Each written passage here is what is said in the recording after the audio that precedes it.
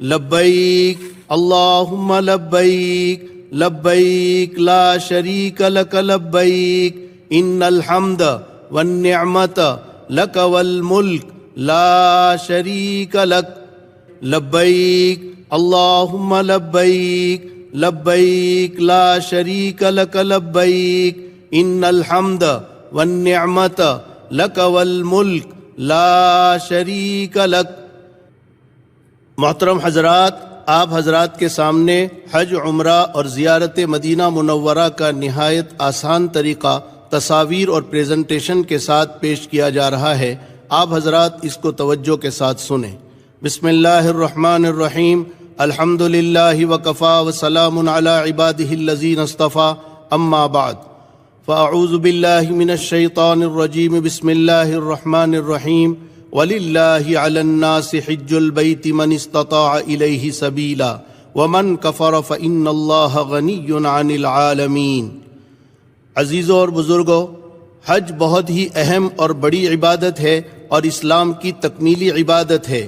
حج سن 8 ہجری میں فرض ہوا ہے۔ اس کے بہت سارے فضائل ہیں۔ حضرت ابو ہریرہ رضی اللہ تعالیٰ عنہ سے روایت ہے کہ رسول اللہ صلی اللہ علیہ وسلم نے فرمایا، جو شخص اللہ کی خوشنودی اور رضامندی حاصل کرنے کے لیے حج کرے اور دوران سفر گناہ اور نافرمانی سے اپنے آپ کو بچائے تو وہ حج کر کے گناہوں سے ایسا پاک و صاف ہو جاتا ہے جیسے اس دن تھا جس دن اس کی ماں نے اس کو جنا تھا۔ ایک حدیث میں ہے کہ حج اور عمرہ کرنے والے اللہ تعالیٰ کے مہمان ہیں۔ اگر وہ اللہ تعالیٰ سے دعا کریں تو اللہ تعالیٰ ان کی دعا قبول فرمائیں، اور اگر وہ اللہ تعالیٰ سے مغفرت طلب کریں تو اللہ تعالیٰ ان کی مغفرت فرمائیں۔ ایک حدیث میں ہے، ما امعر حاج قط، حاجی کبھی فقیر نہیں ہوتا۔ سفر حج سے پہلے چند ضروری کام۔ سفر حج شروع کرنے سے پہلے کچھ کام ضرور کر لیں جن کا کرنا شرعاً ضروری ہے۔ پہلا کام، اس مبارک سفر میں آپ اپنی نیت درست کر لیں۔ نیت صرف یہ ہو کہ اللہ کے حکم کو پورا کرنے کے لیے اور اس کو راضی کرنے کے لیے میں حج کر رہا ہوں۔ دنیا کی عزت، شہرت، نام و نمود، دکھاوا، کوئی تجارتی فائدہ یا دنیا کی کوئی غرض بالکل نہ ہو، ورنہ اتنا بڑا عمل اور اتنی بڑی قربانی ضائع اور برباد ہو جائے گی، کیونکہ جس عمل میں نیت فاسد ہوتی ہے وہ عمل اللہ کے نزدیک مردود ہو جاتا ہے۔ لہٰذا نیت کو خوب ٹٹولیں اور درست کر لیں۔ دوسرا کام، روانگی سے پہلے اپنے تمام چھوٹے بڑے گناہوں سے خوب سچی پکی توبہ کر لیں۔ خوب گڑ گڑا کر ندامت کے ساتھ اپنے گناہوں کا اقرار کرتے ہوئے آئندہ نہ کرنے کے عزم کے ساتھ اللہ تعالیٰ سے معافی مانگ لیں، تاکہ آپ گناہوں کی گندگی سے صاف ستھرے ہو کر اپنے مولا کے دربار میں پہنچے۔ تیسرا کام، اللہ کے جن بندوں کے حقوق آپ کے ذمے ہیں، جن کی کبھی کوئی حق تلفی ہوئی ہو، ستایا ہو، جن کا کبھی دل دکھایا ہو، جن کا اپنے اوپر کوئی مالی حق باقی رہ گیا ہو یا کسی کا قرض اپنے ذمے ہو، ان تمام سے مل کر معاملات صاف کر لیں، خوب معافی تلافی کر لیں، اور جن کا کسی طرح کا کوئی حق نکل رہا ہے ان کو ادا کر دیں، اور جن امور سے متعلق وصیت کرنی ہو ان کے متعلق وصیت نامہ لکھ دیں۔ ان تمام امور کو پورے اہتمام کے ساتھ کریں، اس میں کوئی شرم و عار نہ کریں، تاکہ حج آپ کے لیے دنیا اور آخرت میں کامیابی اور صالح زندگی کا ذریعہ بنے۔ حجاج کرام سے گزارش ہے کہ سفر حج سے پہلے جہاں آپ حج کا طریقہ اور اس کے ارکان سیکھ رہے ہوں، وہیں جنازے کی نماز بھی پوری سیکھ لیں، کیونکہ حرم میں تقریباً ہر نماز کے بعد جنازے کی نماز ہوتی ہے اور اس کی بڑی فضیلت ہے۔ دوسری بات، حرم کے اطراف میں بنی ہوئی تمام بلڈنگوں اور ہوٹلوں میں عام طور پر انگریزی بیت الخلاء بنے ہیں، اور اب نئی تعمیرات میں سبھی انگریزی بناتے ہیں، انڈین بیت الخلاء نہیں بناتے ہیں۔ لہٰذا اس کے استعمال کا طریقہ بھی سمجھ لیں تاکہ پاکی اور صفائی کا آپ خیال رکھ سکیں۔ حج کے فرائض۔ حج کی تفصیلات سے پہلے یہ بات اچھی طرح سمجھ لیں، حج میں 3 فرض ہے۔ نمبر 1، احرام باندھنا۔ احرام نیت اور لبیک سے شروع ہوگا۔ نمبر 2، وقوف عرفہ یعنی عرفات میں ٹھہرنا۔ نمبر 3، طواف زیارت۔ حج میں 6 واجب ہے۔ نمبر 1، وقوف مزدلفہ یعنی مزدلفہ میں ٹھہرنا۔ نمبر 2، جمرات کی رمی۔ نمبر 3، قربانی۔ نمبر 4، حلق یا قصر یعنی سر کے بال منڈوانا یا کتروانا۔ نمبر 5 صفا مروہ کی سعی، نمبر 6 طواف وداع۔ حج کی 3 قسمیں۔ اسی طرح یہ بات بھی آپ اچھی طرح سمجھ لیں کہ حج 3 طرح کا ہوتا ہے۔ نمبر 1 حج افراد، نمبر 2 حج قران، نمبر 3 حج تمتع۔ نمبر 1 حج افراد اس حج کو کہتے ہیں جس میں میقات سے صرف حج کی نیت سے احرام باندھا جاتا ہے اور مکہ مکرمہ پہنچ کر حج کے ختم پر وہ احرام اتر جاتا ہے۔ نمبر 2 حج قران اس حج کو کہتے ہیں جس میں میقات سے حج اور عمرے کا ایک ساتھ احرام باندھا جاتا ہے اور حاجی اسی احرام کے ساتھ عمرہ کرتا ہے اور اسی احرام کے ساتھ حج کرتا ہے اور حج کے ختم پر وہ احرام اترتا ہے۔ نمبر 3 حج تمتع تمتع اس حج کو کہتے ہیں جس میں میقات سے حاجی صرف عمرے کی نیت کر کے احرام باندھتا ہے، مکہ مکرمہ جا کر عمرہ کر کے وہ احرام اتار دیتا ہے، پھر 8 ذی الحجہ کو حج کے لیے احرام باندھ کر حج کرتا ہے۔ یہ طریقہ تینوں میں سب سے آسان ہے اور اس میں پابندیاں کم ہوتی ہے، اس لیے عوام کو اسی کا مشورہ دیا جاتا ہے۔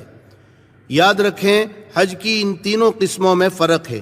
پہلا فرق یہ ہے کہ افراد میں صرف حج کی نیت ہوتی ہے اور قران میں حج عمرے کی ایک ساتھ نیت ہوتی ہے اور تمتع میں صرف عمرے کی نیت ہوتی ہے۔ دوسرا فرق یہ ہے کہ افراد اور قران میں احرام شروع سے حج کے ختم تک باقی رہتا ہے اور تمتع میں عمرہ کر کے احرام کھل جاتا ہے، پھر حاجی اپنے کپڑوں میں رہتا ہے اور 8 ذی الحجہ کو حج کا احرام باندھتا ہے۔ تیسرا فرق یہ ہے کہ قران اور تمتع میں حج کی قربانی واجب ہے جبکہ افراد میں حج کی قربانی واجب نہیں بلکہ مستحب ہے۔ تینوں قسموں میں افضل کیا ہے؟ احناف کے نزدیک قران افضل ہے، پھر تمتع کا درجہ ہے، پھر افراد کا درجہ ہے۔ آپ حضرات فضیلت کے ساتھ سہولت کو سامنے رکھتے ہوئے ان میں سے کسی ایک حج کی نیت کریں۔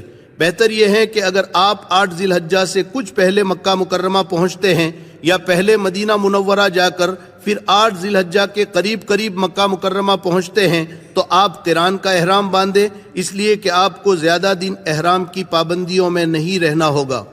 اور اگر آپ 8 ذی الحجہ سے 15-20 دن پہلے مکہ مکرمہ پہنچتے ہیں تو پھر بہتر یہ ہے کہ آپ تمتع کا احرام باندھیں تاکہ آپ پر زیادہ دنوں تک احرام کی پابندیاں نہ لگیں۔ گھر سے روانگی۔ اب آپ اپنے گھر سے روانہ ہو رہے ہیں، وہ مبارک گھڑی آ گئی جس کا بہت دنوں سے آپ کو انتظار تھا۔ روانگی سے پہلے ہو سکے تو 2 رکعت نفل نماز پڑھ لیں۔ نماز کے بعد سفر میں سہولت و عافیت کی، گناہوں سے بچنے کی اور حج کی قبولیت کی دعا کر لیں۔ نکلنے سے پہلے اپنا پورا سامان منظم کر لیں، ضروریت کا سامان لے لیں، جو چیزیں ممنوع ہیں وہ بالکل نہ لیں تاکہ کسٹم وغیرہ میں پریشانی نہ ہو۔ اپنے سامان کو اچھی طرح پیک کر کے بیگ پر بڑے حروف میں پورا پتہ ایڈریس لکھیں، ملک کا نام بھی ضرور لکھیں اور اپنے بیگ پر ایسی کوئی علامت ضرور رکھیں کہ دیکھتے ہی آپ اپنے سامان کو پہچان لیں۔ گھر سے یہ دعا پڑھ کر نکلیں، بسم اللہ توکلت علی اللہ لا حول ولا قوت الا باللہ۔ دعا یاد نہ ہو تو صرف بسم اللہ الرحمن الرحیم پڑھ کر گھر سے نکلیں۔ سواری کا پہلے سے نظم رکھیں، فلائٹ کے وقت سے 3-4 گھنٹے پہلے ہی ایئرپورٹ پر پہنچ جائیں۔ احرام کا طریقہ اور ترتیب۔ حج اور عمرے میں سب سے پہلا عمل احرام ہے۔ احرام کسے کہتے ہیں؟ احرام حقیقت میں حج یا عمرے کی نیت کر کے جو پابندیوں والی حالت شروع ہوتی ہے اس حالت کا نام ہے۔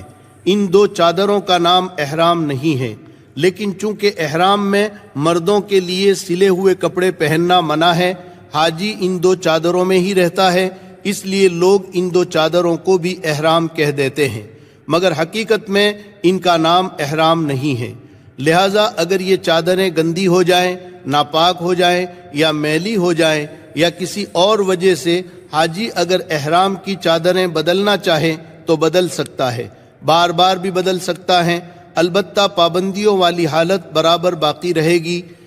یہاں یہ بات اچھی طرح سمجھ لیں کہ احرام میں نیچے کی چادر جو لنگی کی طرح باندھی جاتی ہے وہ اگر بغیر سلی ہوئی ہو تو زیادہ بہتر ہے، لیکن اگر کوئی ضعیف ہے یا بوڑھا ہے یا موٹا ہے یا اس کو لنگی باندھنے کی عادت نہیں ہے اور سطر کھلنے کا ڈر رہتا ہے تو اس کو سلائی کر کے لنگی کی طرح بنا کر بھی پہن سکتے ہیں۔ اور جو بغیر سلی ہوئی ریڈی میڈ گول ہوتی ہے وہ بھی پہن سکتے ہیں۔ یہ اتنا بھاری مسئلہ نہیں ہے، لوگوں نے اس کو بہت بھاری بنا دیا ہے، بلکہ حرام کے قریب پہنچا دیا ہے۔ ایسا نہیں ہے، سلائی کر کے پہن سکتے ہیں۔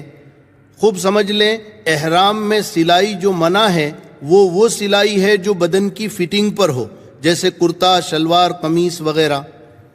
احرام باندھنے سے پہلے حجامت بنوا لیں، زیر ناف لبیں اور ناخن تراش کر فارغ ہو جائیں۔ احرام سے پہلے غسل کرنا سنت ہے، نہ ہو سکے تو وضو ہی کر لیں۔ مردوں کا احرام۔ مردوں کے لیے احرام میں بغیر سلی ہوئی 2 چادریں ہوتی ہیں۔ ایک چادر کو تہبند یعنی لنگی کی طرح باندھ لیں اور دوسری چادر اوڑھ لیں۔ یہ احرام بند گیا، مگر یاد رکھیں ابھی احرام شروع نہیں ہوا۔ احرام نیت کر کے لبیک پڑھ لینے کے بعد شروع ہوگا۔ احرام باندھنے کے بعد اوپر کی چادر سے سر ڈھانک کر احرام کی 2 رکعت نفل پڑھ لیں۔ اگر مکروہ وقت نہ ہو اور ٹوپی پہن کر بھی آپ پڑھ سکتے ہیں، کیونکہ ابھی احرام شروع نہیں ہوا۔ بہتر یہ ہے کہ احرام کی چادریں گھر پر باندھیں اور نفل بھی گھر پر ہی پڑھ لیں۔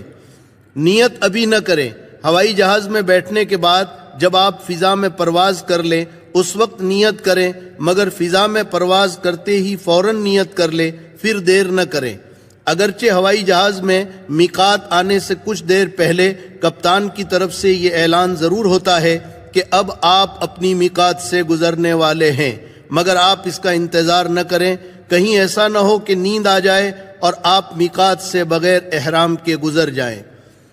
اگر اس طرح آپ میقات سے بغیر احرام کے گزر گئے تو آپ پر دم لازم ہو جائے گا، یعنی حرم میں پہنچ کر ایک بھیڑ یا بکرے کی قربانی کرنی پڑے گی، لہٰذا پرواز ہونے کے بعد نیت کرنے میں دیر نہ کریں۔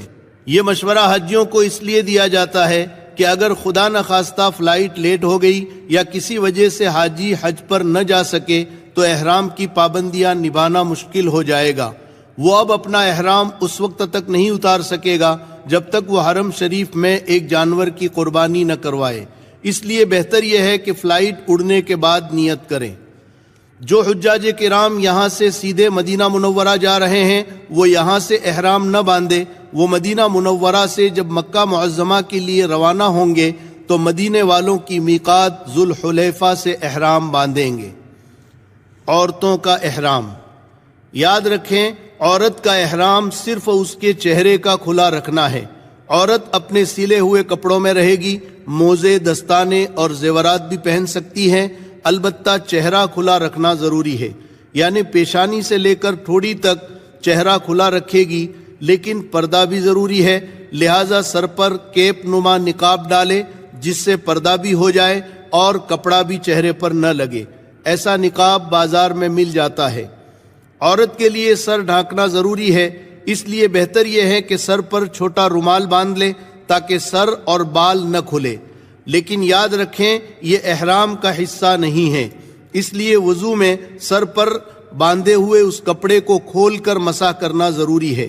بہت سی مستورات اس کو احرام کا حصہ سمجھتی ہیں، اس لیے وہ اسی کپڑے پر مسح کر لیتی ہیں، اس طرح مسح نہیں ہوتا ہے۔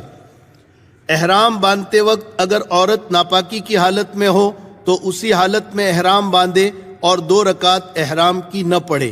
پھر مکہ مکرمہ پہنچنے کے بعد جب تک پاک نہ ہو مسجد حرام میں نہ جائیں، جب پاک ہو جائے تو غسل کر کے مسجد میں جائیں، طواف اور سعی کر کے عمرہ پورا کر لیں۔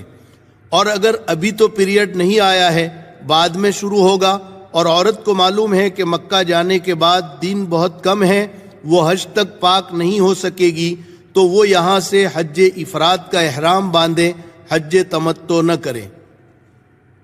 بچے کا احرام۔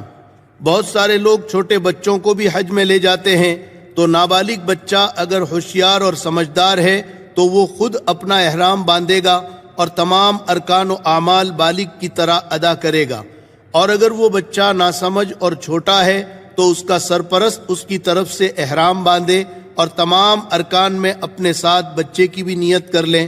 نابالغ بچوں کے حج کا ثواب ان کے سرپرستوں کو ملے گا۔ حج میں نیت کیسے کریں؟ آپ کا حج تمتع ہے تو چونکہ آپ کو مکہ جا کر پہلے عمرہ کرنا ہے، اس لیے یہ احرام آپ کا عمرے کا ہے، تو آپ نیت یوں کریں: عربی میں کہے یا اردو میں یا اپنی زبان میں، اللہم انی ارید العمرۃ فیسرھا لی وتقبلھا منی، اے اللہ میں عمرے کی نیت کرتا ہوں، تو آسان فرما، قبول فرما۔ جن کا حج افراد ہے وہ اس طرح نیت کریں، اللہم انی ارید الحج فیسرہ لی وتقبلہ منی، اے اللہ میں حج کی نیت کرتا ہوں، تو آسان فرما اور قبول فرما۔ اور جن کا حج قران ہے وہ عمرہ اور حج کی ایک ساتھ اس طرح نیت کریں، اللہم انی ارید العمرۃ والحج فیسرہما لی وتقبلہما منی، اے اللہ میں حج اور عمرے کی ایک ساتھ نیت کرتا ہوں، تو قبول فرما، آسان فرما۔ آپ کا حج چونکہ تمتع ہے تو آپ تمتع والی نیت کریں، اے اللہ میں عمرے کی نیت کرتا ہوں، تو آسان فرما، قبول فرما۔ نیت دل کے ارادے کا نام ہے، زبان سے بھی کہہ دیں تو بہتر ہے۔ نیت کرتے ہی مرد ذرا بلند آواز سے اور عورتیں آہستہ آواز سے لبیک پڑھیں، لبیک اللہم لبیک لبیک لا شریک لک لبیک ان الحمد والنعمت لک والملک لا شریک لک۔ اس دعا کو تلبیہ کہتے ہیں۔ یہ حج اور عمرے کی خاص دعا ہے، اس کو بار بار اور ہر موقع پر پڑھنا ہے، گویا حج میں افضل ذکر یہی ہے۔ یاد رکھیں، نیت کے بعد لبیک پڑھے بغیر آپ کی نیت مکمل نہیں ہوگی۔ یہ لبیک کیا ہے؟ یہ حضرت ابراہیم علیہ السلام کی پکار کا جواب ہے۔ حضرت ابراہیم علیہ السلام نے اللہ تعالیٰ کے حکم سے اللہ کے بندوں کو پکارا تھا کہ آؤ اللہ کے در پر حاضری دو، اور جو بندے حج اور عمرے میں تلبیہ پڑھتے ہیں تو گویا وہ یوں کہتے ہیں، اے اللہ تو نے اپنے بندے حضرت ابراہیم علیہ السلام سے آواز لگوا کر ہمیں بلایا تھا، لہٰذا ہم حاضر ہے تیرے سامنے حاضر ہے۔ اس استحضار کے ساتھ حاجی جب لبیک پڑھے گا تو اس کی آنکھیں نم ہوگی، آنکھوں میں آنسو آئیں گے۔ احرام کی پابندیاں۔ جب آپ نے احرام باندھ کر نیت کر لی اور لبیک پڑھ لی تو اب آپ پر احرام کی پابندیاں لگ گئی۔ نمبر 1، اب آپ سر اور چہرہ نہیں ڈھانک سکتے، بلکہ ہر وقت کھلا رہے گا۔ سوتے وقت بھی سر اور چہرہ نہیں ڈھانک سکتے، اور عورت صرف چہرہ نہ ڈھانکے، یعنی اس پر کپڑا نہ لگائے۔ عورت کے لیے سر کو چھپانا ضروری ہے۔ نمبر 2، اب آپ خوشبو نہیں لگا سکتے، نہ سونگھ سکتے ہیں، لیکن بغیر ارادے کی خوشبو سونگھ لی تو کوئی حرج نہیں۔ یہ حکم مرد اور عورت دونوں کے لیے ہے۔ خوشبو سے متعلق 2-4 باتیں اور سمجھ لیں۔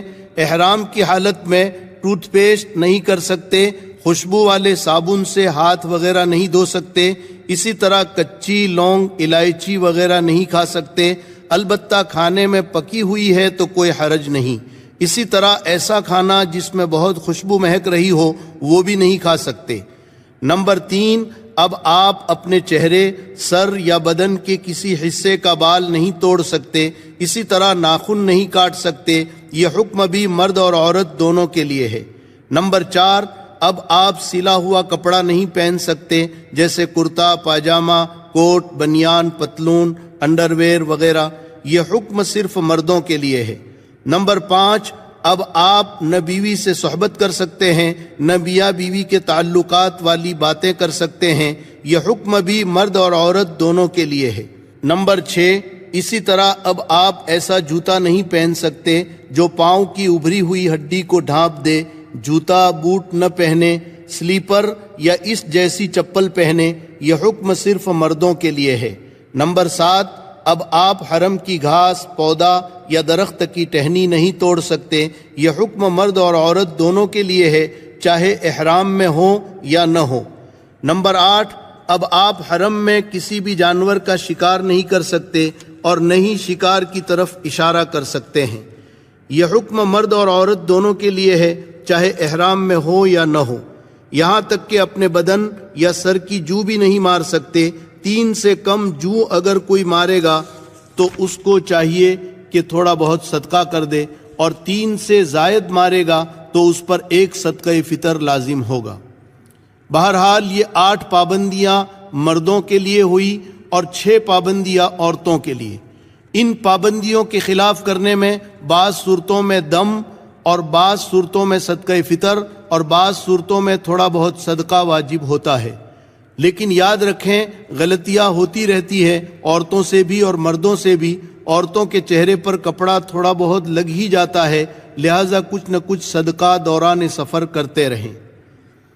ایک اہم بات، آپ بہت عظمت والی جگہ جا رہے ہیں جہاں لاکھوں حاجی ہوں گے، سفر بھی لمبا ہے، تو آپ پہلے سے ہی تیار ہو جائیں کہ اس سفر میں جو بھی مشقت یا تکلیف پہنچے گی اس پر صبر و تحمل سے کام لیں گے، غصہ اور لڑائی جھگڑا نہیں کریں گے۔ یہ بہت بری بات ہے۔ اپنے دل کو سمجھا لیں کہ اللہ کے گھر کا سفر ہے اور یہ سب اللہ کے گھر کے مہمان ہیں۔ پھر علماء نے لکھا ہے کہ حاجی احرام کی حالت میں جس طرح رہتا ہے اس کی وہ کیفیت موت تک باقی رہتی ہے، لہٰذا لڑائی جھگڑے اور ہر گناہ سے اپنے آپ کو بچاتے رہیں اور احرام کی حالت میں اپنے آپ کو سنتوں کا پابند بنائیں تاکہ موت تک ہماری یہ کیفیت باقی رہے۔ اب آپ جدہ اتریں گے۔ حج اور عمرے کا پہلا کام یعنی احرام آپ نے باندھ دیا۔ اب آپ کو مکہ مکرمہ پہنچنے تک کوئی خاص کام نہیں کرنا ہے، بس احرام کی پابندیوں کو اچھی طرح نبھانا ہے اور لبیک بہت کثرت سے پڑھتے رہنا ہے۔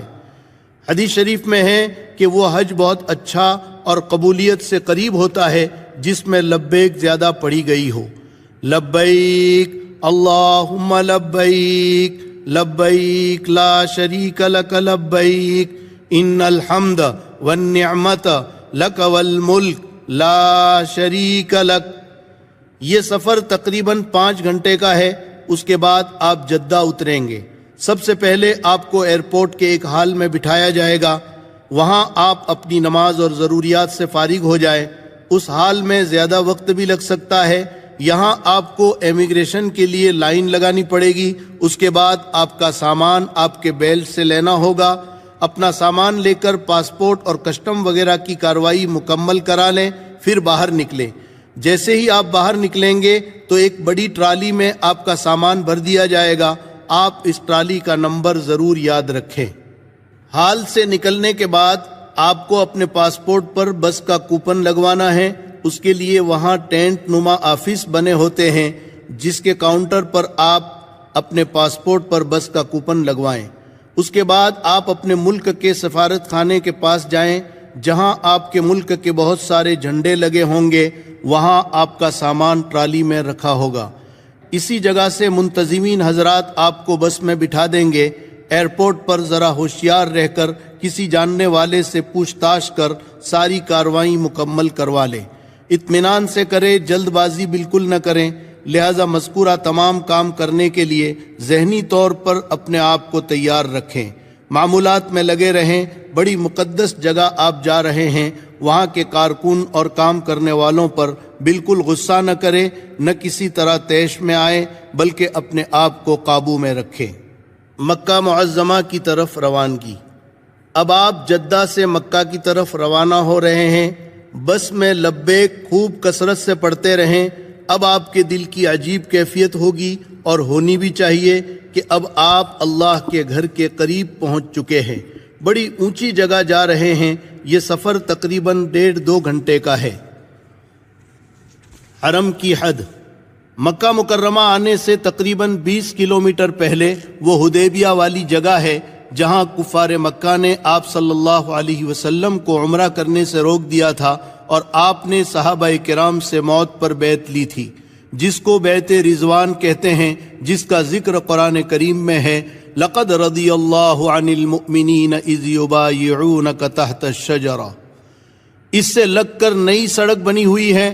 آج کل بسیں اور گاڑیاں اسی سڑک سے گزرتی ہیں۔ اس پر حرم کی حد بتانے کے لیے رحل نما گیٹ بنا ہوا ہے، تصویر میں آپ دیکھ رہے ہیں۔ یہاں سے جب آپ داخل ہوں تو آپ حرم کی حد میں داخل ہو گئے۔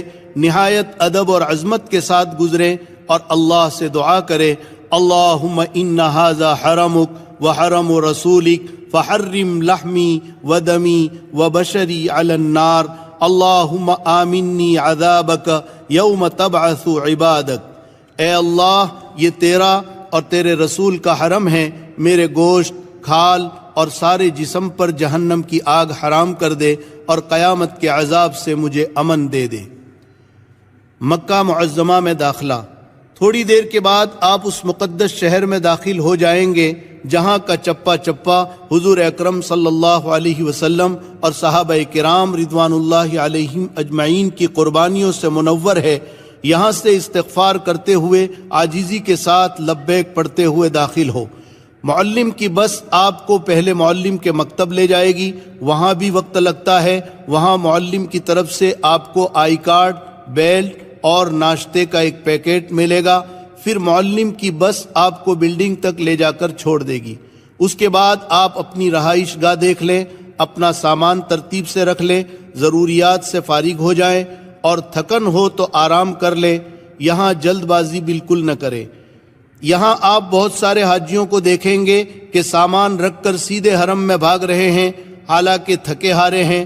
آپ ان کی دیکھا دیکھی بالکل نہ کریں، بلکہ آپ آرام کر کے حشاش بشاش ہو کر حرم شریف میں جائیں تاکہ اطمینان سے تمام ارکان ادا کر سکیں اور اللہ کے گھر کی زیارت کر سکیں۔ اور یہ بات بھی دھیان میں رکھیں کہ معلم کی طرف سے جو پیلا پٹا اور کارڈ آپ کو ملا تھا اس کو ہر وقت اپنے ساتھ رکھیں۔ بیت اللہ پر حاضری۔ اپنے کمرے سے باوضو ہو کر اور لبیک کثرت سے پڑھتے ہوئے عاجزی کے ساتھ مسجد حرام کی طرف چلیں۔ اگر آپ عزیزیہ میں ٹھہرے ہیں تو آپ کے لیے بس کا انتظام ہوگا۔ اب مسجد حرام میں کسی بھی دروازے سے داخل ہوں، سنت کے مطابق دائیں پیر سے دعا پڑھتے ہوئے داخل ہوں اور اعتکاف کی نیت کر لیں تاکہ جب تک آپ مسجد حرام میں رہیں اعتکاف کا ثواب ملتا رہے۔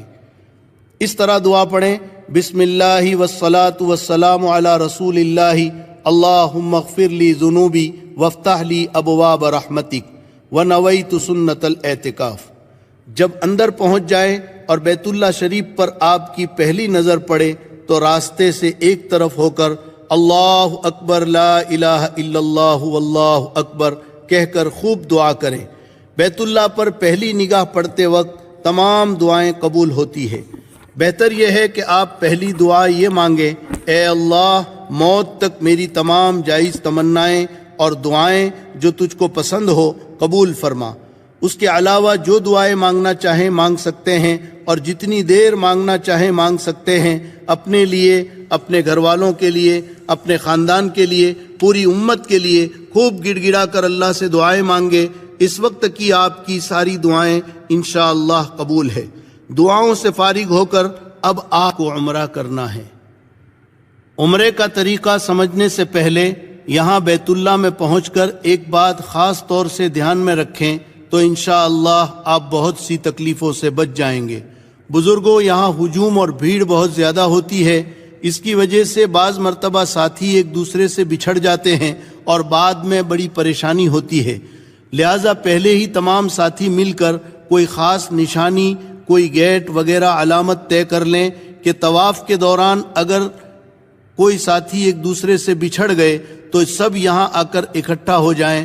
خصوصاً جب آپ کے ساتھ مستورات ہو تو اس کا خیال رکھنا بہت ضروری ہے تاکہ بعد میں پریشانی نہ ہو۔ اب آپ کو عمرہ کرنا ہے۔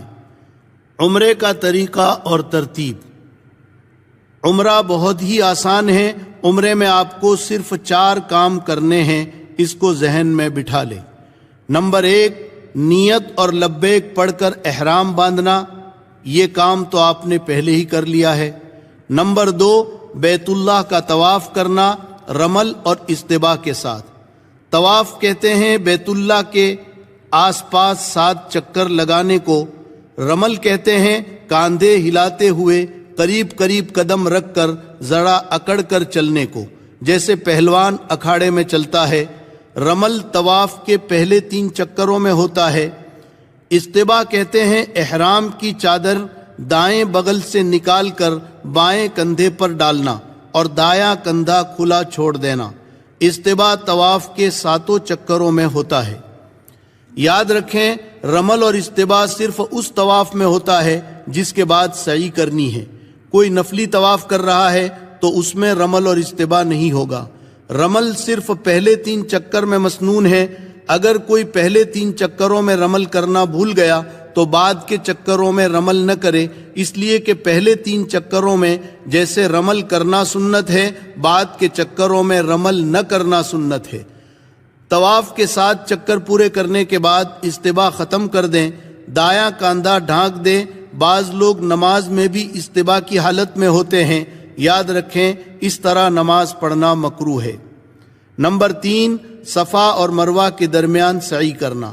نمبر 4، حلق یعنی سر منڈوانا یا قصر یعنی بال کتروانا۔ بس یہ 4 کام آپ نے کر لیے تو آپ کا عمرہ ہو گیا۔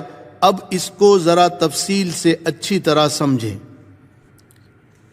طواف کا طریقہ، احرام آپ کا بندھا ہوا ہے، اب دوسرا کام طواف کرنا ہے، اس کو اچھی طرح سمجھیں۔ بیت اللہ کے 4 کونے ہیں، ایک کونے پر حجر اسود ہے، حجر اسود کی طرف رک کر کے کھڑے ہوں گے تو آپ کی داہنی طرف رکن عراقی ہے، اس کے بعد رکن شامی اور پھر رکن یمانی۔ حجر اسود جنت کا پتھر ہے، جس وقت یہ جنت سے اتارا گیا دودھ سے زیادہ سفید تھا۔ حدیث شریف میں ہے کان الحجر الاسود اشد بیاضا من اللبن اسودته خطایا بنی آدم۔ جس وقت یہ پتھر جنت سے اترا تھا دودھ سے زیادہ سفید تھا، انسانوں کے گناہوں نے اس کو کالا کر دیا۔ حجر اسود اس وقت چاندی کے حلقے میں 11 ٹکڑوں میں ہے۔ کسی وقت حادثے میں اس پتھر کے ٹکڑے ہو گئے تھے۔ حجر اسود سے طواف شروع ہوگا اور حجر اسود پر طواف ختم ہوگا۔ طواف شروع کرنے سے پہلے چند باتوں کا دھیان ضرور رکھیں جن کے چھوٹ جانے سے طواف ادا نہیں ہوتا۔ پہلی بات، طواف میں وضو ضروری ہے، بغیر وضو کے طواف نہیں ہوتا۔ اگر درمیان میں وضو ٹوٹ جائے تو جس چکر میں وضو ٹوٹا ہے وہ چکر دہرا دے، پورا طواف دہرانے کی ضرورت نہیں۔ دوسری بات، اسی طرح جن اعضاء کو نماز میں چھپانا ضروری ہے ان کو طواف میں بھی چھپانا ضروری ہے۔ مرد کا سطر ناف سے لے کر گھٹنوں تک ہے اور عورت کا چہرہ، ہتھیلی اور قدمین کو چھوڑ کر باقی پورا بدن سطر میں شامل ہے۔ لہذا عورتوں کو ایسا کرتا پہننا چاہیے جس کی آستین پوری کلائی تک ہو۔ اگر چوتھائی عضو کھلا رہے گا تو طواف لوٹانا پڑے گا، ورنہ دم لازم ہوگا۔ تیسری بات، اسی طرح طواف پیدل کرنا واجب ہے۔ اگر کسی عذر کی وجہ سے پیدل طواف نہیں کر سکتا تو ویل چیئر وغیرہ پر سوار ہو کر طواف کر سکتا ہے۔ طواف شروع کرنے سے پہلے اب تک جو آپ عمرے کی لبیک پڑھ رہے تھے وہ بند کر دیں اور مرد حضرات استباء کر لیں، یعنی دایاں کندھا کھلا چھوڑ دیں۔ اور اب چونکہ حجر اسود کے قریب جانا ممکن نہیں ہے، بھیڑ اور رش بہت زیادہ ہوتا ہے، اس لیے حجر اسود کی سیدھ میں آ جائیں اور اس کی طرف رک کر لیں۔ سیدھ میں آنے کے لیے آج سے کچھ سالوں پہلے حکومت نے سنگ مرمر کی پٹی بنائی تھی، مگر اس کی وجہ سے حجر اسود کے سامنے بھیڑ بہت زیادہ ہو جاتی تھی، تو اب وہ پٹی حکومت نے ختم کر دی۔ اب حجر اسود کی سیدھ میں آنے کے لیے اس کے سامنے کے برآمدے میں ہری لائٹ لگائی ہے، اس سے آپ اندازہ کر لیں حجر اسود کی طرف جب آپ رخ کریں گے تو اس ہری لائٹ کی طرف آپ کی پیٹھ ہوگی تو آپ سیدھ میں ہو جائیں گے۔ پھر آپ عمرے کے طواف کی نیت کریں، اے اللہ میں طواف کرتا ہوں، تو آسان فرما، قبول فرما۔ نیت کرنے کے بعد فوراً بسم اللہ اللہ اکبر کہہ کر اپنے دونوں ہاتھ کانوں تک اٹھائیں، جس طرح نماز میں اٹھائے جاتے ہیں، اور عورتیں اپنے دونوں ہاتھ کندھوں تک اٹھائیں اور فوراً اس کو چھوڑ دیں۔ اس عمل کو استقبال کعبہ کہتے ہیں۔ یہ ہر طواف کے شروع میں ایک بار کیا جاتا ہے۔ پھر دوسری مرتبہ بسم اللہ اللہ اکبر کہہ کر اپنے دونوں ہاتھوں کو کندھوں تک اٹھا کر اس طرح نقل کریں جیسے پتھر پر رکھ رہے ہیں، پھر ہاتھوں کو بوسہ دے، اس کو استلام کہتے ہیں۔ ہاتھوں کو بوسہ دے کر طواف شروع کریں۔ دوران طواف چہرہ، سینہ اور پیٹھ کعبے کی طرف نہیں ہونی چاہیے۔ دوران طواف جان بوجھ کر بیت اللہ کو دیکھنا مکروہ تحریمی ہے۔ ہاں، طواف کا چکر پورا کر کے جب حجر اسود کا استلام کریں گے، بوسہ دیں گے، تو بیت اللہ کی طرف منہ کر کے بسم اللہ اللہ اکبر کہہ کر ہاتھ کندھے تک اٹھا کر پتھر پر مارنے کی نقل کر کے ہاتھوں کو بوسہ دیں گے۔ یہ ایک چکر اور 2 بوسے ہوئے، اس طرح آپ 7 چکر پورے کریں گے تو 8 بوسے ہوں گے اور یہ ایک طواف پورا ہو گیا۔ طواف کے دوران کوئی مخصوص دعائیں نہیں ہیں جن کو پڑھنا ضروری ہو، جو دعائیں چاہے پڑھ سکتے ہیں۔ اگر کوئی دعا یاد نہ ہو تو سبحان اللہ، الحمدللہ، اللہ اکبر پڑھتے رہیں، تیسرا کلمہ پڑھیں یا اپنی زبان میں دعا مانگے۔ ہاں، رکن یمانی سے حجر اسود تک یہ دعا مسنون ہے، یاد ہو تو ضرور پڑھیں۔ ربنا آتنا فی الدنیا حسنہ وفی الآخرۃ حسنہ وقنا عذاب النار وادخلنا الجنۃ مع الابرار یا عزیز یا غفار۔ طواف کے دوران ضرورت کی بات کر سکتے ہیں، البتہ بلا ضرورت بات کرنے سے بچیں، خصوصاً موبائل پر فضول باتیں بالکل نہ کریں۔ اپنی اور حرم شریف کی کسی طرح کی بھی تصویر لے کر گناہ کا ارتکاب نہ کریں اور دل کے خشوع اور کیفیت کو ختم نہ کریں۔ مسئلے مسائل آپ طواف کے دوران پوچھ سکتے ہیں۔ طواف کے دوران آپ دیکھیں گے کہ بہت سارے لوگ رکن یمانی کو بھی بوسہ دیتے ہیں اور دور سے چھوتے ہیں۔ اس میں آپ مسئلہ اچھی طرح سمجھ لیں۔ جب آپ رکن یمانی پر پہنچے اور بھیڑ نہ ہو اور قریب پہنچے تو اس کو دونوں ہاتھ یا صرف دائیں ہاتھ سے چھو لینا سنت ہے، اس کو بوسہ نہ دے۔ بوسہ دینا سنت نہیں ہے، صرف ہاتھ لگانا سنت ہے، وہ بھی قریب سے۔ اگر بھیڑ ہے اور قریب سے نہیں چھو سکتے تو دور سے بالکل نہ چھوئے، نہ اشارہ کریں۔ یہ بات بھی یاد رکھیں، حالت احرام میں چونکہ خوشبو لگانا، چھونا، سونگھنا سب منع ہے، اور بیت اللہ کے ہر حصے پر اور حتیم اور ملتزم اور رکن یمانی کے ہر حصے پر، مقام ابراہیم پر ہر جگہ عطر اور خوشبو بہت زیادہ لگی ہوتی ہے، اس لیے احرام کی حالت میں ان میں سے کسی جگہ پر ہاتھ نہ لگائیں۔ یہ بات بھی یاد رکھیں، طواف میں حتیم کا حصہ بھی شامل ہے۔ یہ دراصل بیت اللہ ہی کا حصہ ہے۔ جب قریش مکہ نے زمانہ اسلام سے پہلے، جس وقت حضور صلی اللہ علیہ وسلم کی عمر مبارک 35 سال کی تھی، خانہ کعبہ کی تعمیر کی تھی تو حلال پیسے کی کمی کی وجہ سے یہ حصہ چھوڑ دیا تھا۔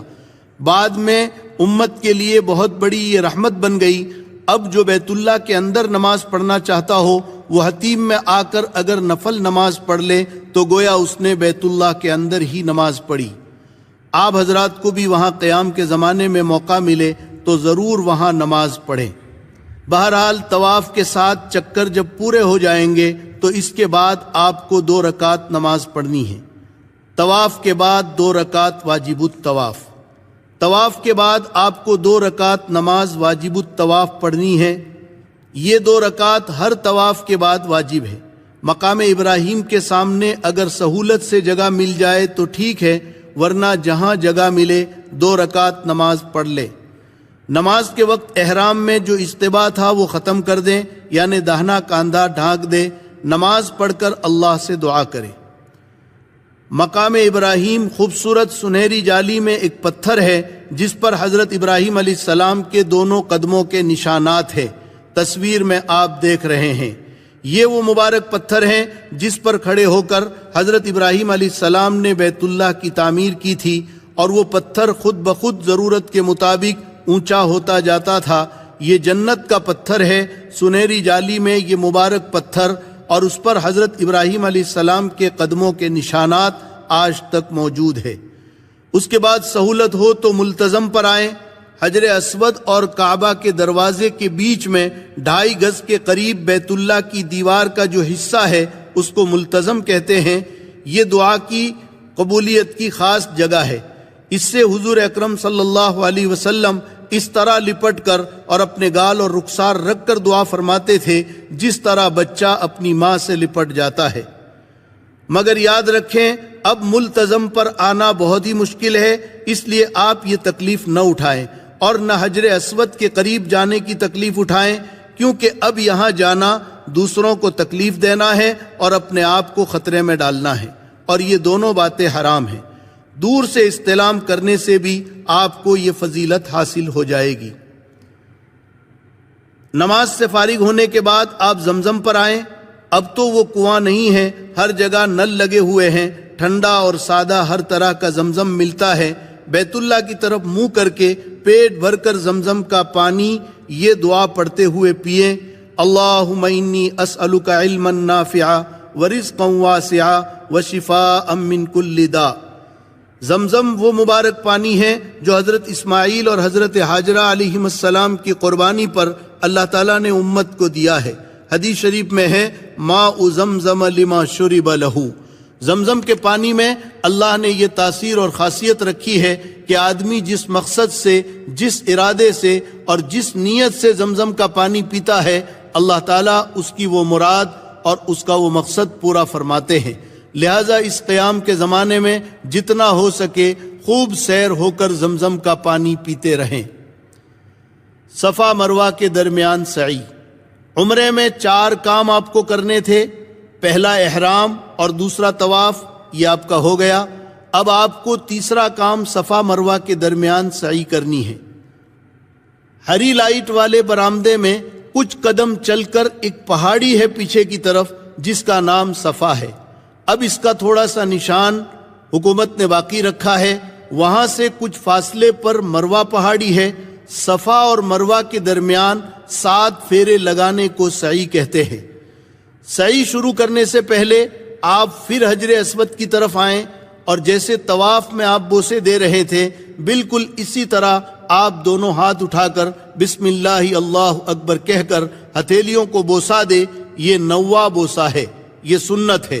اس کے بعد صفا پہاڑی پر آئیں اور نیت کر لیں، اور نیت اس طرح کریں، اے اللہ میں عمرے کی سعی کرتا ہوں، تو آسان فرما، قبول فرما۔ پھر بیت اللہ کی طرف رک کر کے دونوں ہاتھ اٹھا کر تھوڑی دیر دعا کریں، یہ دعا کی قبولیت کی جگہ ہے۔ پھر نیچے اتر کر مروہ کی طرف چلیں، مروہ پہنچ کر وہاں بھی بیت اللہ کی طرف رک کر کے تھوڑی دیر دعا کریں، یہ بھی دعا کی قبولیت کی جگہ ہے۔ ایک پھیرا آپ کا پورا ہوا۔ پھر صفا پر آئیں تو 2 پھیرے ہوئے، اس طرح آپ کا 7واں چکر مروہ پر پورا ہوگا۔ صفا مروہ کے درمیان چھت اور دیوار میں جہاں ہری لائٹیں لگی ہے اس حصے کو میلین اخضرین کہتے ہیں۔ اس حصے میں مردوں کے لیے دوڑنا سنت ہے، لیکن عورتیں اپنی حالت پر چلتی رہے۔ ہر چکر میں صفا مروہ پر رک کر قبلہ کی طرف منہ کر کے دعا کرنی ہے، اور ہر چکر میں 2 ہری لائٹ والے حصے میں دوڑنا ہے۔ اور یاد ہو تو یہ دعا پڑھیں، رب اغفر وارحم وتجاوز عما تعلم انک انت الاعز الاکرم۔ سعی کے بعد اگر ہو سکے تو 2 رکعت نفل نماز پڑھ لیں، یہ مستحب ہے۔ یہ بات بھی یاد رکھیں، سعی بغیر وضو کے بھی ہو جائے گی، اس کے لیے وضو ضروری نہیں ہے۔ اور سعی کے دوران بھی جو دعائیں پڑھنا چاہے پڑھ سکتے ہیں، دعائیں یاد نہ ہوں تو اپنی زبان میں دعا مانگیں۔ حلق یا قصر۔ اب آپ کے 3 کام پورے ہو گئے، پہلا احرام، دوسرا طواف، تیسرا صفا مروہ کی سعی۔ اب آپ کو چوتھا کام کرنا ہے، حلق یعنی استرے سے بال منڈوانا، یا قصر یعنی قینچی سے بال کٹوانا۔ حلق زیادہ بہتر ہے۔ حرم میں آپ دیکھیں گے کہ لوگ کئی طرح سے حلق اور قصر کرواتے ہیں۔ بعض لوگ صرف چند بال کاٹ دیتے ہیں۔ آپ لوگوں کو دیکھا دیکھی بالکل نہ کریں، بلکہ پورے سر کا حلق یا قصر اچھی طرح کروائیں۔ اگر آپ کے سر کے بال بڑے ہیں تو آپ قینچی سے کٹوا سکتے ہیں، مگر لمبائی میں انگلی کے پور کے برابر کٹوانا ضروری ہے۔ اور اگر آپ کے سر کے بال انگلی کے پور سے چھوٹے ہیں تو پھر حلق کرانا ضروری ہے۔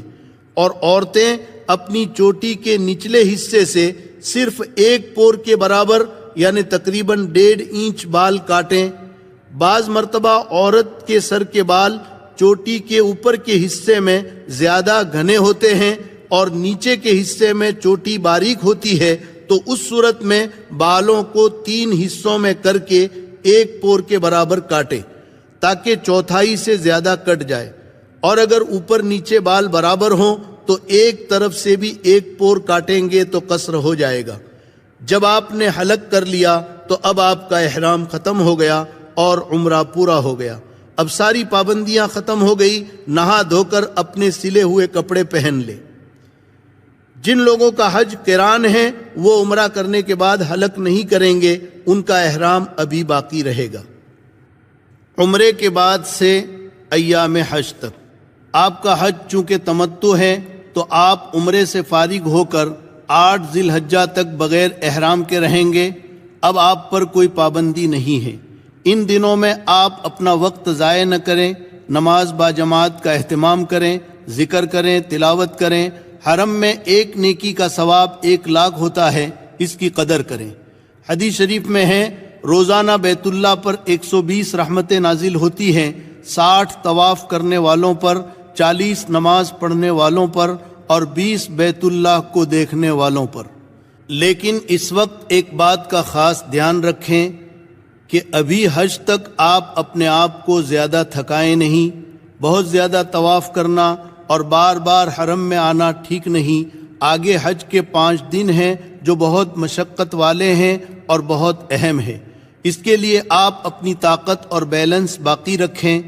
بخاری شریف کی حدیث میں ہے اللہ کے نبی صلی اللہ علیہ وسلم اپنے حج کے سفر میں 25 ذی القعدہ کو مدینہ منورہ سے چلے تھے اور 4 ذی الحجہ کو مکہ مکرمہ پہنچے۔ آپ نے مکہ میں آ کر پہلے عمرہ کیا، اس کے بعد 4 دن مکہ میں رہے، 8 ذی الحجہ کو حج کے لیے مینا روانہ ہوئے۔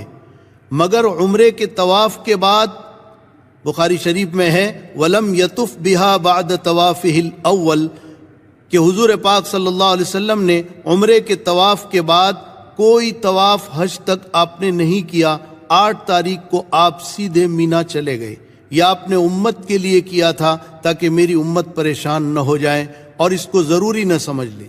لہٰذا آپ ان دنوں میں حج آنے تک اپنے آپ کو تھکائے نہیں بلکہ اپنی طاقت اور بیلنس باقی رکھیں۔ پھر حج کے بعد جتنے چاہیں آپ طواف اور عمرے کرتے رہیں۔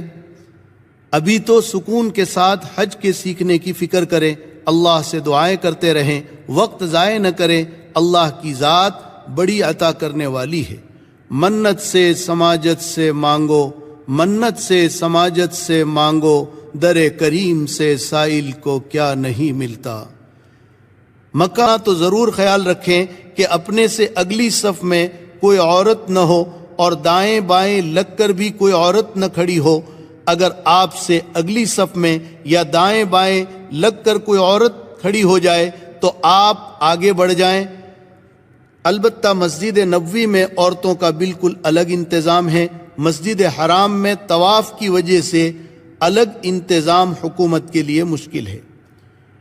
یاد رکھیں عمرے میں 4 کام کرنے ہیں، ان میں 2 فرض اور 2 واجب۔ الحمدللہ یہ 4 کام آپ نے کر لیے، اب آپ کا عمرہ پورا ہو گیا۔ حج کے 5 دن۔ اب آپ حضرات کے سامنے حج کا طریقہ بیان کیا جا رہا ہے۔ حج بہت آسان ہے۔ حج کے 5 دن ہیں، 8، 9، 10، 11، 12۔ ان 5 دنوں میں کچھ کام کرنے ہیں، اس کو حج کہتے ہیں۔ اس کو اچھی طرح سمجھ لیں کیونکہ حج زندگی میں ایک ہی مرتبہ فرض ہے۔ آج 8 ذی الحجہ کو مینا جانا ہے، یہ سفر آپ کا بس سے ہوگا، لہٰذا 7 ذی الحجہ کو عشاء کے بعد سے ہی تیاری کر لیں، کیونکہ حاجی زیادہ ہوتے ہیں تو معلم حضرات عشاء کے بعد سے ہی حاجیوں کو مینا لے جانا شروع کر دیتے ہیں۔ معلم کی ہدایت کے مطابق آپ تیاری کر لیں، اپنی تمام ضروریات سے فارغ ہو کر غسل کر لیں اور احرام باندھ لیں جیسے پہلے باندھا تھا۔ ایک چادر کو لنگی کی طرح پہن لیں اور ایک چادر اوڑھ لیں، اور جیسے پہلے سر ڈھانک کر 2 رکعت نماز پڑھی تھی اب بھی پڑھ لیں۔ پھر جب بس میں بیٹھ جائیں تو حج کی نیت کریں۔ اللہم انی ارید الحج فیسرہ لی وتقبلہ منی، اے اللہ میں حج کی نیت کرتا ہوں، تو آسان فرما، قبول فرما۔ نیت کے ساتھ ہی 3 مرتبہ ذرا بلند آواز سے لبیک پڑھیں۔ لبیک اللہم لبیک لبیک لا شریک لک لبیک ان الحمد والنعمت لک والملک لا شریک لک۔ اور عورتیں آہستہ آواز میں لبیک پڑھیں۔ اب آپ کا احرام شروع ہو گیا اور وہ ساری پابندیاں لگ گئیں جو پہلے بیان کی گئی۔ اور جن حضرات کا حج افراد یا قران ہے، ان کا احرام تو پہلے ہی سے بندھا ہوا ہے۔ اب 10 یا 11 تاریخ کو قربانی کر کے جب سر کے بال منڈوائیں گے تب آپ کا احرام کھلے گا۔ اب آپ کو پہلے کی طرح ہر موقع پر چلتے پھرتے اٹھتے بیٹھتے خوب ذوق و شوق کے ساتھ اور اللہ کی عظمت و محبت کے ساتھ لبیک پڑھتے رہنا ہے، اور 10 ذی الحجہ کو بڑے شیطان کو جب کنکری ماریں گے تب تک یہ پڑھتے رہیں گے، اور یہ خیال کر کے پڑھنا ہے کہ میں حضرت ابراہیم علیہ السلام کی پکار کا اللہ کو جواب دے رہا ہوں اور اللہ میری بات سن رہا ہے۔ حج کا پہلا دن 8 ذی الحجہ۔ آج آپ مینا پہنچیں گے۔ 8 تاریخ کو ظہر سے پہلے تقریباً تمام حاجی مینا پہنچ جاتے ہیں۔ یہاں پہلے سے خیمے ٹینٹ لگے ہوتے ہیں۔ معلم کی بس آپ کو اپنے خیمے تک پہنچا دے گی۔ مینا جاتے وقت اس بات کا خیال رکھیں کہ 400-500 ریال ساتھ میں رکھ لیں اور بہت زیادہ سامان اور وزن اپنے ساتھ نہ لے جائیں، ورنہ آپ پریشان ہوں گے، کیونکہ یہاں آپ کو پیدل بھی چلنا پڑے گا۔ ضرورت کا سامان ضرور لے لیں، مثلاً 1 جوڑا احرام کی چادریں، ہوا کا تکیہ، لنگی، پلاسٹک کا مسلح، چٹائی، پردہ کرنے کے لیے چادریں، بریڈ، ستو، پھل، لوٹا، صابن، کنکریوں کی تھیلی، چپل رکھنے کی تھیلی وغیرہ۔ مینا جانے سے پہلے معلم کی بس کا نمبر اور مینا میں آپ کا خیمہ کہاں ہے اس کی معلومات کر لیں۔ اپنا تعارفی کارڈ ہر وقت اپنے ساتھ رکھیں۔ اپنے خیموں میں پہنچ کر اس بات کا پورا دھیان رکھیں کہ بے پردگی نہ ہو، اس لیے اگر ہو سکے تو خیمے کے ساتھیوں کو جوڑ کر حکمت و محبت کے ساتھ ان سے بات کر کے بیچ میں پردہ ڈال دیں تاکہ مستورات ایک طرف ہو جائیں اور مرد ایک طرف ہو جائیں۔ مینا پہنچ کر اپنے خیمے کا نمبر اور خیمہ کس روڈ پر ہے اسے بھی یاد کر لیں اور لکھ کر محفوظ کر لیں۔ مینا مکہ مکرمہ سے 3 میل کے فاصلے پر 2 طرفہ پہاڑوں کے درمیان بہت بڑا میدان ہے جس میں پہاڑی رقبہ بھی ہے۔ پورے مینا کا مجموعی رقبہ 7 لاکھ مربع میٹر ہے، جس میں جمرات کی 5 منزلہ عالیشان عمارت بھی بنی ہوئی ہے۔ مینا میں آج آپ کو 5 نمازیں پڑھنی ہیں، ظہر، عصر، مغرب، عشاء اور 9 ذی الحجہ کی فجر۔ یہ 5 نمازیں اپنے خیموں میں باجماعت ادا کریں، بس اور کوئی کام آج مینا میں نہیں ہے۔ باقی وقت ذکر و دعا اور تسبیح و تلاوت میں اور حج کو سیکھنے میں گزاریں۔ حج کا دوسرا دن 9 ذی الحجہ۔ آج حج کا دوسرا دن ہے۔ آج سے ایام تشریق بھی شروع ہو گئے، لہٰذا فجر کی نماز کے بعد فوراً مرد بلند آواز سے اور عورتیں آہستہ آواز سے تکبیر تشریق پڑھیں۔ اللہ اکبر، لا الہ الا اللہ واللہ اکبر وللہ الحمد۔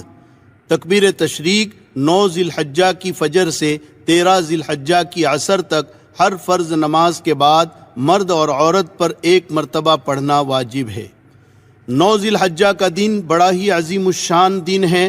آج آپ کو سورج نکلنے کے بعد مینا سے عرفات کی طرف روانہ ہونا ہے۔ عرفات مینا سے 6 میل پر ایک بڑا میدان ہے، یہاں بھی پہلے سے خیمے ٹینٹ لگے ہوتے ہیں۔ عرفات میں ایک مسجد ہے، مسجد نمیرہ، اس میں امام حج ظہر اور عصر ایک ساتھ پڑھاتے ہیں۔ اگر آپ بھی اس مسجد میں پہنچ کر ظہر اور عصر ایک ساتھ پڑھنا چاہیں تو پڑھ سکتے ہیں، مگر اس بات کا خیال رکھیں کہ امام اس زمانے میں صبح نجد سے آتا ہے اور مسافر رہتا ہے، اس لیے دونوں نمازوں کو 2 رکعت کر کے وہ قصر پڑھاتا ہے۔ آپ بھی اگر مسافر ہیں یعنی 15 دن سے کم آپ کا قیام ہے تو امام کے ساتھ قصر پڑھ لیں، اور اگر آپ مقیم ہیں تو آپ کو 4 رکعت پڑھنی ہے، لہٰذا امام جب ظہر کی 2 رکعت پڑھا کر سلام پھیر دے تو آپ جلدی سے کھڑے ہو کر بغیر سورہ فاتحہ اور سورت کے رکوع سجدے کے ساتھ 2 رکعت پڑھ کر سلام پھیر دیں، اس کے بعد امام کے ساتھ عصر کی نماز میں شریک ہو جائیں، اور جب امام عصر کی 2 رکعت پڑھا کر سلام پھیر دے تو آپ فوراً کھڑے ہو کر باقی 2 رکعت اسی طرح پوری کر لیں، یعنی بغیر کچھ پڑھے۔ بعض لوگ مسئلہ نہ جاننے کی وجہ سے باوجود مقیم ہونے کے امام کے ساتھ سلام پھیر دیتے ہیں، ایسی صورت میں ان کی نماز نہیں ہوتی، انہیں اپنی نماز لوٹانا ضروری ہے۔ مگر آج کل بزرگوں بھیڑ بہت زیادہ ہوتی ہے، بھیڑ میں ہو سکتا ہے آپ اپنا خیمہ بھول جائیں اور بھٹک جائیں، اس لیے آپ مسجد نمیرہ میں جانے کی کوشش نہ کریں اور اپنے خیموں میں جماعت کے ساتھ ظہر کے وقت میں ظہر اور عصر کے وقت میں عصر کی نماز پڑھیں۔ یہاں اپنے خیموں میں دونوں نمازیں ایک ساتھ نہ پڑھیں، اس کے بعد ذکر و دعا میں لگ جائیں۔ عرفات کے یہ چند گھنٹے ظہر سے مغرب تک پورے حج کا خلاصہ اور نچوڑ ہے۔ یہ دعاؤں کی قبولیت اور مغفرت کا دن ہے۔ اس دن میں اللہ تعالیٰ سمائے دنیا پر نزول فرماتے ہیں اور فرشتوں پر فخر کرتے ہیں کہ دیکھو میرے بندے ایک ہی حالت میں اس میدان میں بکھرے ہوئے ہیں، ایک ہی ترانہ ان کی زبان پر ہے، یہ مجھ سے توقع لگائیں، میرے سامنے ہاتھ اٹھا کر دعائیں مانگ رہے ہیں۔ اللہ تعالیٰ کہتے ہیں میرے فرشتوں ما اراد ہؤلائی، میرے یہ بندے کیا چاہتے ہیں، کیوں جمع ہوئے ہیں؟ پھر اللہ کہتے ہیں یا ملائکتی انی اشہدکم انی قد غفرت لہم، میرے فرشتوں گواہ رہو میں نے ان تمام بندوں کی مغفرت کر دی۔ لہذا پوری طرح ہم اللہ کی طرف متوجہ رہیں۔ آج کا خاص کام دعا اور استغفار ہے۔ غروب تک قبلہ رو کھڑے کھڑے جتنا کھڑے رہ سکتے ہیں، پھر بیٹھ کر، پھر کھڑے رہ کر اللہ کے سامنے خوب گڑ گڑائیں، دعا کی کتاب پڑھیں۔ اس دن میں اپنے مالک کو جتنا منوا سکتے ہیں منوا لیں، اپنے لیے، گھر والوں کے لیے، والدین کے لیے، رشتہ داروں کے لیے، محسنین کے لیے، دوست و احباب کے لیے، مرحومین کے لیے اور تمام حاجیوں کے لیے اور پوری امت کے لیے خوب گڑ گڑا کر دعا مانگے، جس زبان میں مانگ سکتے ہیں مانگے۔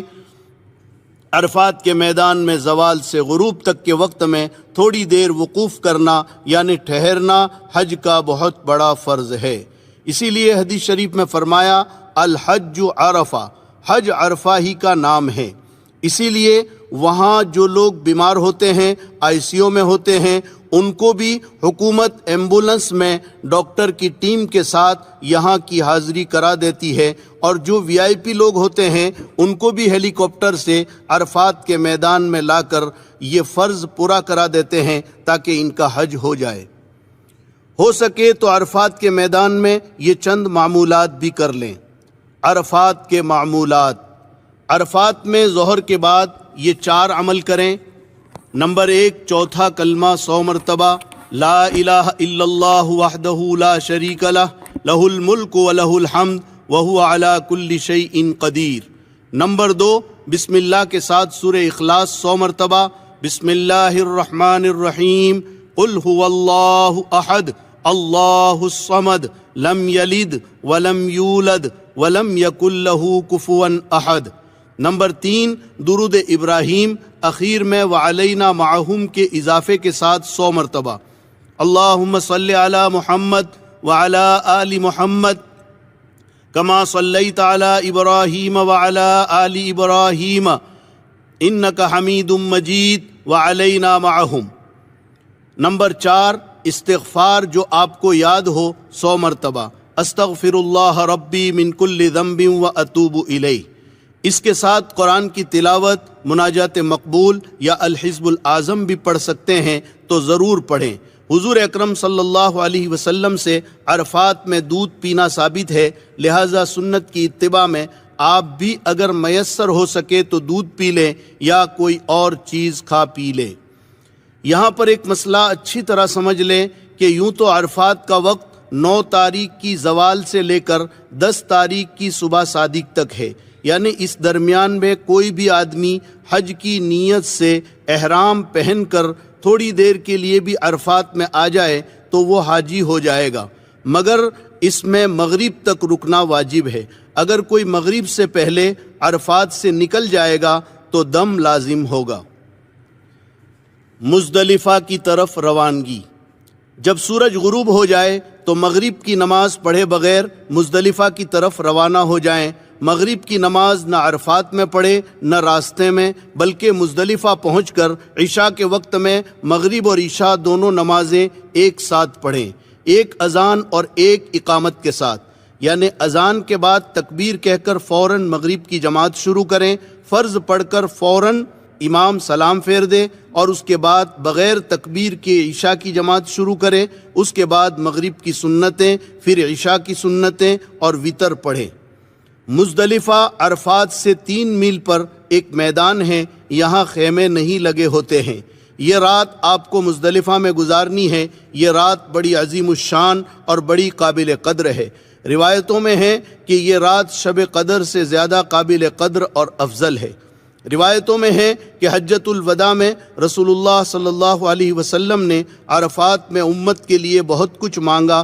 اللہ تعالیٰ نے سوائے ایک دعا کے حضور صلی اللہ علیہ وسلم کی تمام دعائیں قبول فرما لی، لیکن مزدلفہ میں پہنچ کر آپ صلی اللہ علیہ وسلم نے خود گڑ گڑا کر اللہ سے دعائیں مانگی اور اسی دعا کو پھر مانگا جو عرفات میں مانگا تھا۔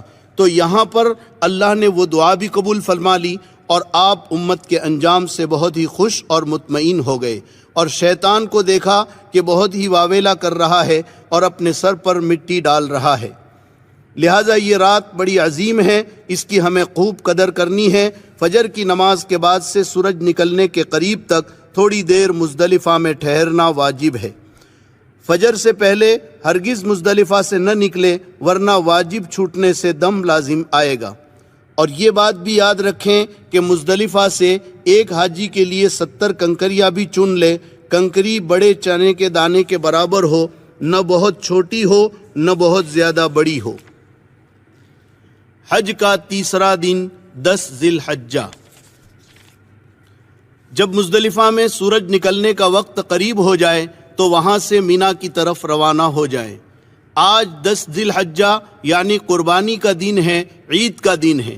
حج کی مشغولی کی وجہ سے عید کی نماز اللہ نے حاجیوں سے معاف کر دی ہے۔ آج آپ کو 4 کام کرنے ہیں اور بہت آسان ہیں۔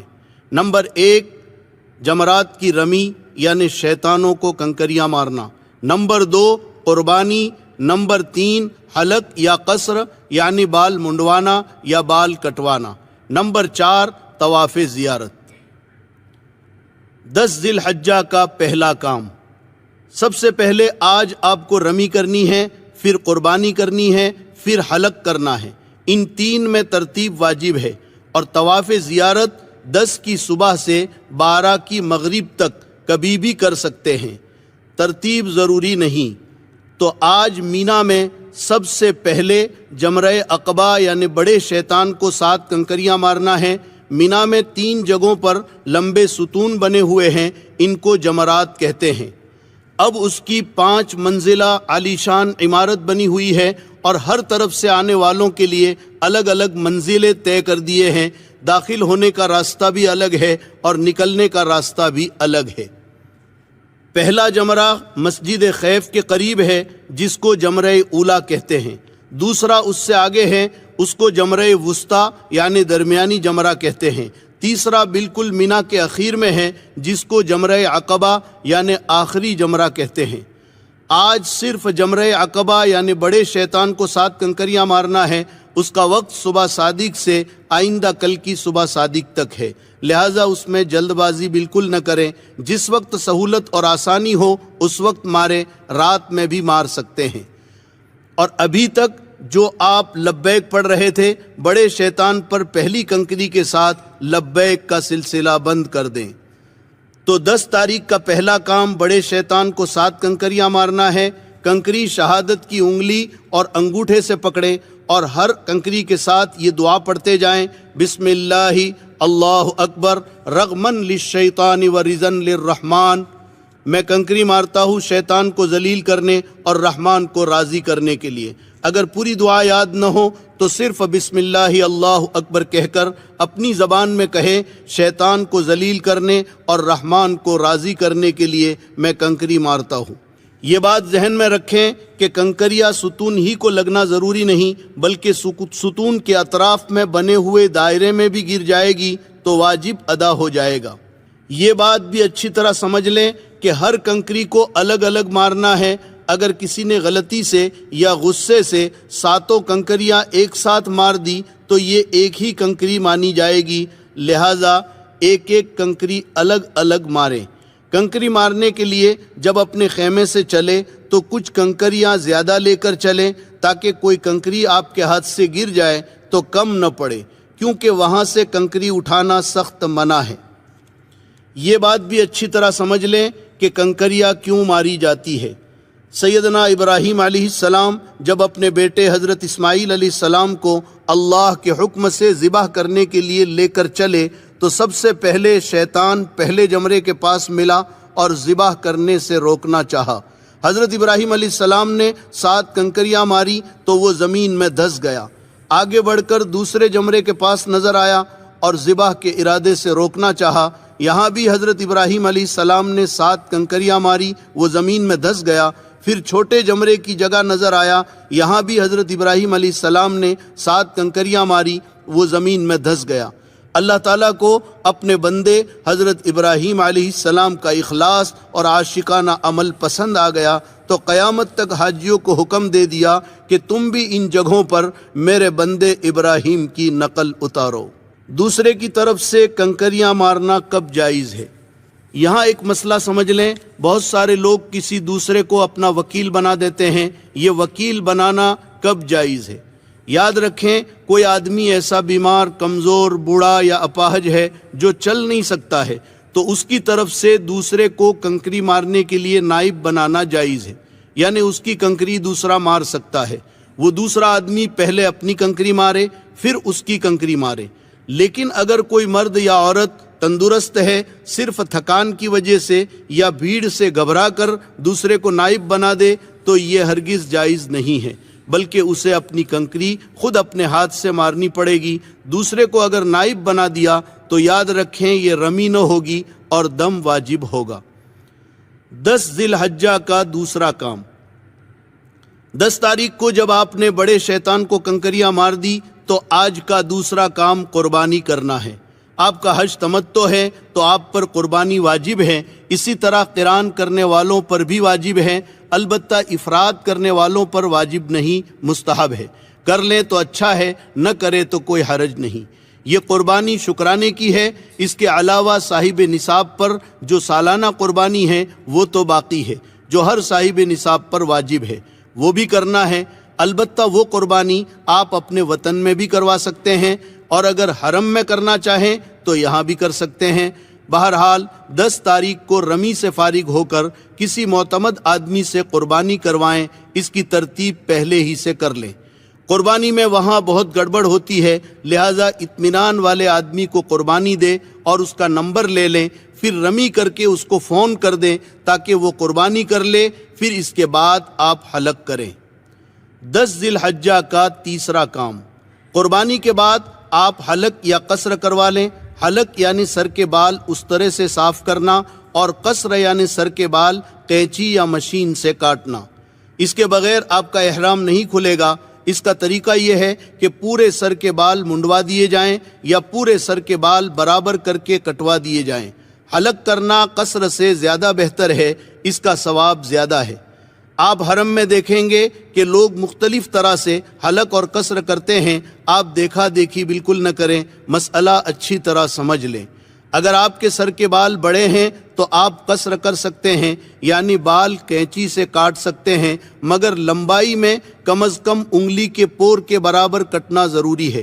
اور اگر آپ کے سر کے بال انگلی کے پور سے چھوٹے ہیں تو پھر حلق واجب ہے، قینچی سے کاٹنے سے احرام نہیں کھلے گا۔ عورتیں اسی طرح سے بال کاٹیں جس طرح عمرے میں سعی کے بعد بال کاٹے تھے، یعنی بالوں کے نیچے کے حصے سے ایک پور کے برابر بال کاٹیں۔ بہرحال 10 ذی الحجہ کو جب آپ نے شیطان کو کنکری بھی مار لی، قربانی بھی کر لی اور سر بھی منڈوا لیا تو اب آپ کا احرام ختم ہو گیا۔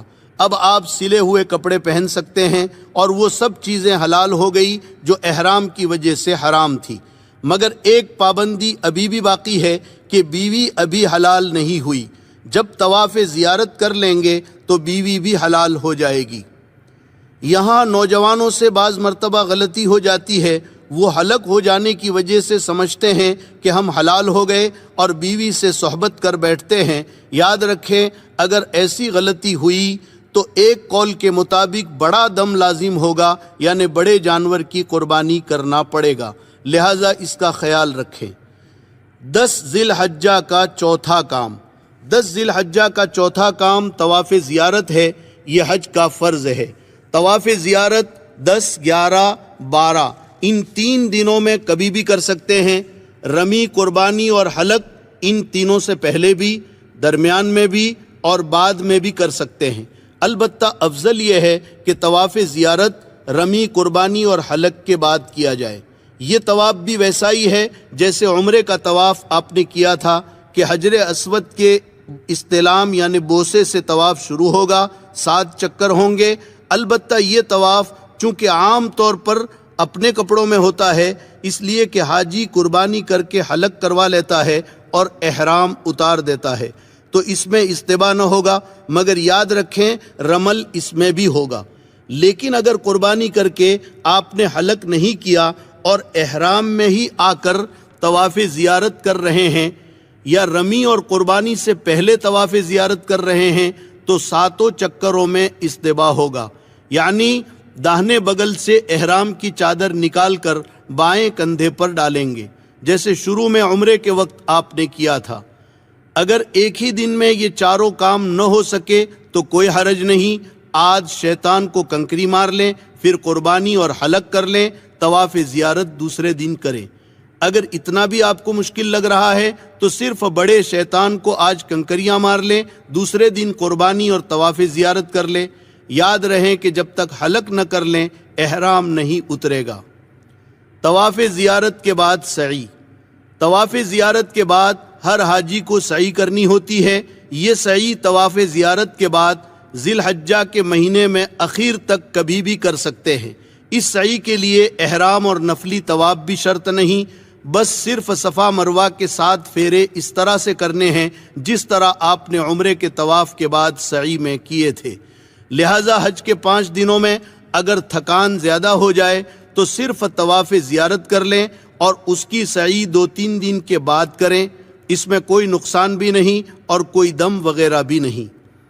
عورتوں کے لیے ایک اہم مسئلہ، اگر حج کے دوران عورت کو مخصوص ایام شروع ہو جائیں تو وہ حج کے تمام امور ادا کرے، صرف طواف زیارت اس وقت تک نہ کرے جب تک پاک نہ ہو جائے اور نہ اس حالت میں حرم میں داخل ہوں۔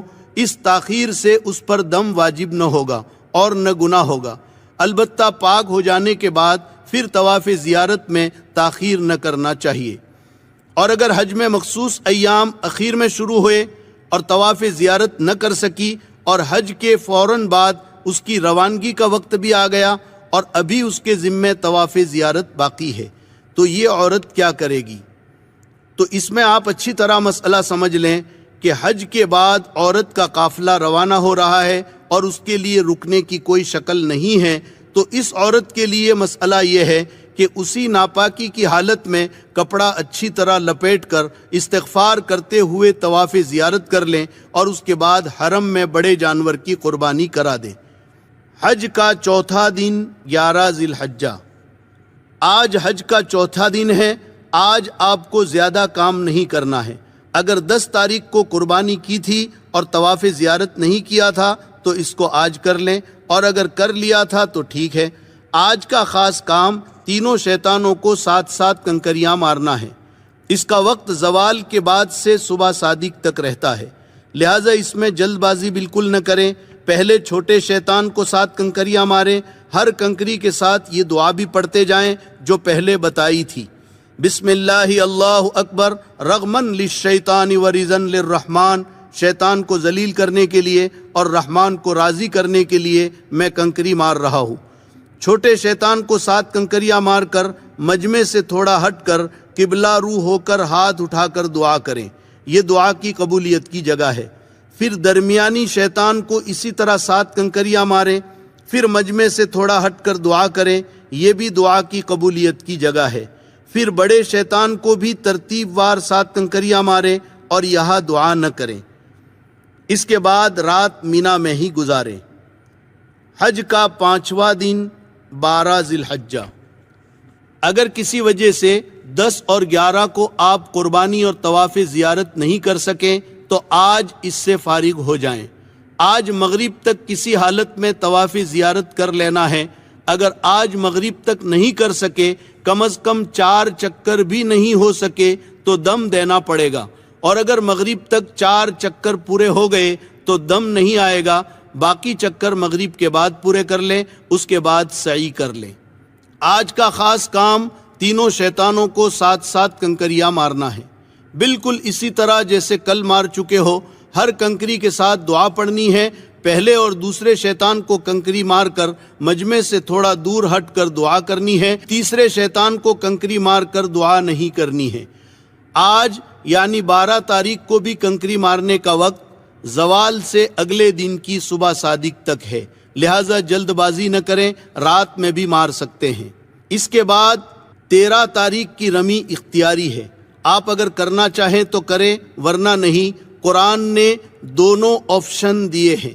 اگر 12 تاریخ کو مکہ جانا چاہتے ہیں تو شام کو یا رات کو کنکریاں مارتے ہوئے مکہ نکل جائیں، لیکن اگر آپ لیٹ ہو گئے اور صبح صادق مینا میں ہو گئی تو پھر 13 کی رمی واجب ہوگی۔ اب 13 کی رمی بھی آپ کریں گے، اور 13 کی رمی کا وقت بھی زوال کے بعد شروع ہوتا ہے، مگر زوال سے پہلے بھی مار سکتے ہیں کراہت کے ساتھ، اور وقت مغرب تک رہتا ہے۔ 13 کی مغرب تک نہیں مار سکے تو دم لازم آئے گا۔ رمی کی بڑی فضیلت ہے، ہر کنکری پر اللہ تعالیٰ ایک مہلک اور بھاری گناہ معاف کرتا ہے جو آدمی کو ہلاک کرنے کے لیے کافی ہوتا ہے۔ طواف وداع۔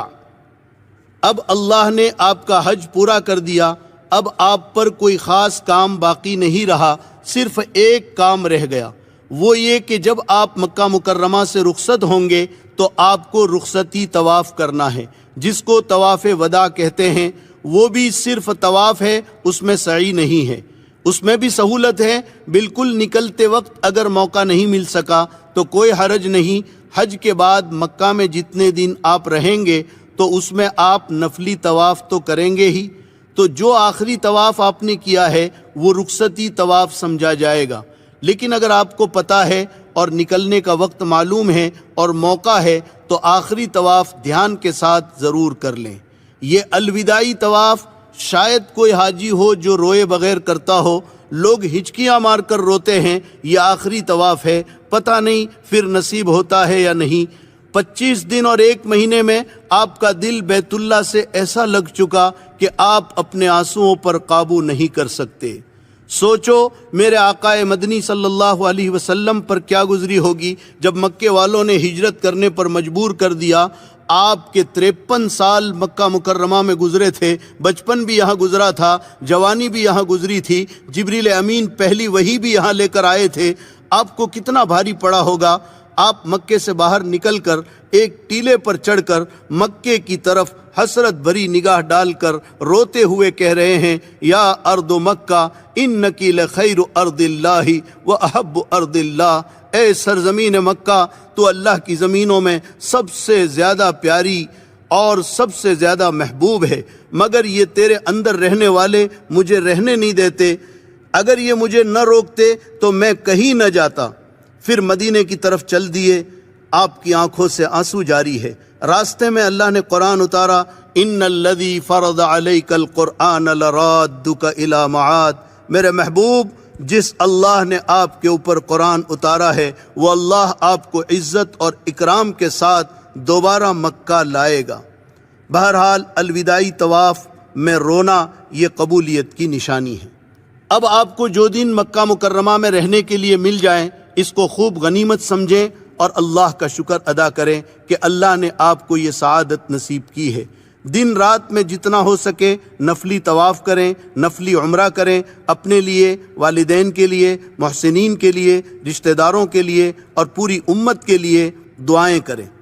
بڑی مبارک جگہ ہے جہاں انبیاء علیہم السلام کے قدم پڑے ہیں، نبیوں کے سردار تاجدار مدینہ محمد الرسول اللہ صلی اللہ علیہ وسلم کے مبارک قدم پڑے ہیں، صحابہ کرام اور اللہ والوں کے قدم پڑے ہیں۔ حجر اسود جنت کا پتھر ہے، اس کو بوسا دے، ملتزم سے چمٹ کر رو رو کر دعائیں کرے۔ حتیم جو خانہ کعبہ کا حصہ ہے اس میں نماز پڑھے، محبت و عظمت سے اللہ کے گھر کو صرف دیکھتے ہی رہے۔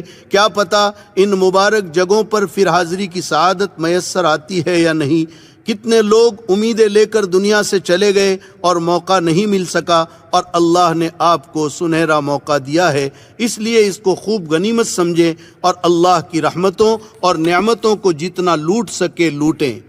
مزے لوٹو کلیم اب بن پڑی ہے، مزے لوٹو کلیم اب بن پڑی ہے، بڑی اونچی جگہ قسمت لڑی ہے۔ مکہ مکرمہ کے کچھ تاریخی اور متبرک مقامات۔